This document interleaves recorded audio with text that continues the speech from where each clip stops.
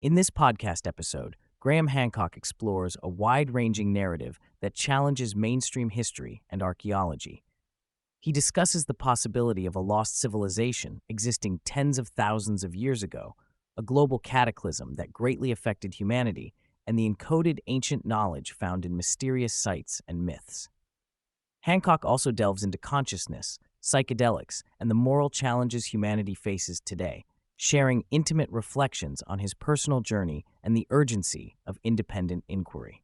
Graham Hancock has devoted over 30 years investigating a major forgotten chapter in human history, an advanced civilization that predates known history by tens of thousands of years. Contrary to mainstream beliefs that civilization began approximately 6,000 years ago, Hancock argues there is compelling evidence for a sophisticated culture existing around 20,000 years ago. This civilization reportedly achieved high levels of organization, seafaring, and astronomical knowledge, only to be destroyed by a global cataclysm, as reflected in myths worldwide. A significant focus is on a catastrophic event approximately 12,800 years ago, the onset of the Younger Dryas period, marked by rapid climate shifts and mass extinctions. Hancock discusses the Younger Dryas impact hypothesis, which suggests Earth was struck by debris from a disintegrated comet. This comet storm produced massive atmospheric blasts and wildfires, corroborated by physical evidence such as the Younger Dryas boundary layer containing soot, nanodiamonds, and microspherules globally. This event abruptly halted post-Ice Age warming, caused sudden sea level rises contradictory to typical glaciation patterns, and coincided with the extinction of megafauna like mammoths. Hancock emphasizes that while this theory is still controversial in academia, it offers a unifying explanation for these phenomena and supports the notion of a disrupted human narrative. Rather than dismissing myths from diverse cultures as mere superstition, Hancock stresses that ancient stories often encode scientific information, including astronomical phenomena like the precession of the equinoxes. The flood myths, ranging from Noah's Ark in the Bible to similar tales worldwide, are viewed as cultural memories of a cataclysmic flood event that nearly wiped out humanity. These myths convey a golden age marked by peace and wisdom, later corrupted by human flaws that provoked the gods' wrath, culminating in disaster. Hancock proposes that such myths should be treated as important historical records that mainstream archaeology too often ignores. Hancock points to ancient maps that astonishingly depict Antarctica as it would have appeared during the Ice Age, long before its official discovery in 1820. One notable example is the Piri Reis map from 1513, which contains remarkably accurate representations of southern continents with precise longitudes, a feat thought impossible until the 18th century. This suggests that knowledge of Earth's geography and navigation was passed down from a lost seafaring civilization. The pyramids and sites like Göbekli Tepe reinforce this, with their precise astronomical alignments and massive scale requiring well-organized labor and sophisticated planning by societies traditionally considered hunter-gatherers. Mainstream archaeology contends that human civilization and complex societal structures began only within the last 6,000 years, dismissing evidence of advanced organization before that as coincidental or exaggerated. Hancock challenges this orthodoxy, pointing to sites like Göbekli Tepe, 11,600 years old, where hunter-gatherers constructed monumental architecture, defying expectations that such achievements required agricultural surplus and stable, settled societies. Likewise, discoveries in the Amazon rainforest of geoglyphs and engineered soils reveal large-scale organized communities where wilderness was once assumed.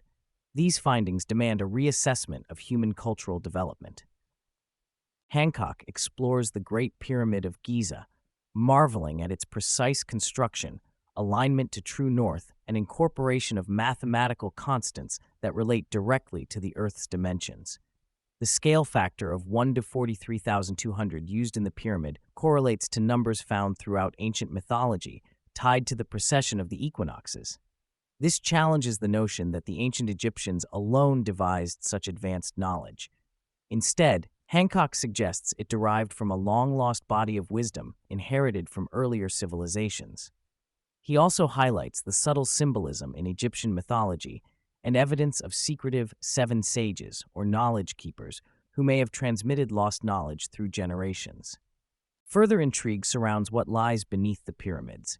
The subterranean chamber, deep in bedrock, and recent ground-penetrating radar scans reveal potential vast underground structures beneath Giza's plateau.